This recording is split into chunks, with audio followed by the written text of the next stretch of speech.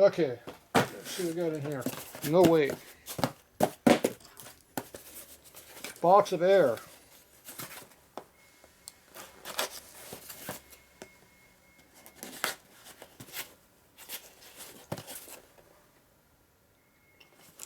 Lower this area with a Nissan part on label. It's a Nissan part. Yeah, sure it is.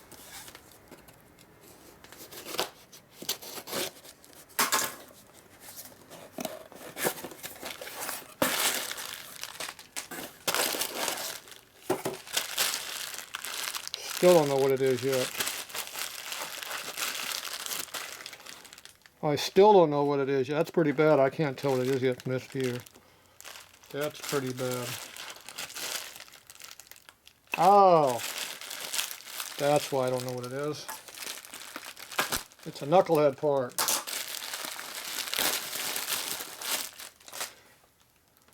Valve cover. I don't see very many of these, so when you look at weird shapes, angles, you can't tell what it is. Alright, so that's one of the knucklehead valve covers. The lower one, obviously. This one's broken. That's what you get these days for lots of money. What I liked about this, though, when I was looking at it, there's no rust on it. There's no extra holes. The only thing wrong with this cover is the oil line. The oil line's not even rusty or pinched or anything. It's just cut off over here. Broken off, cut off. Looks like it was cut off by rubbing on something, but I think it looks nice. You know, it's not even bent through here. Nice condition. So all you can do is put a new line on this thing here. You know, just solder a new line here probably is the easiest thing. Cut that out, put a new line and solder it in. You got a nice good original tin cup cover. It's a nice one.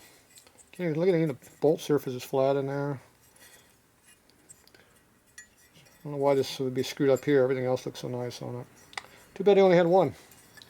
I'm happy with it though. Alright, that's so much for knucklehead junk.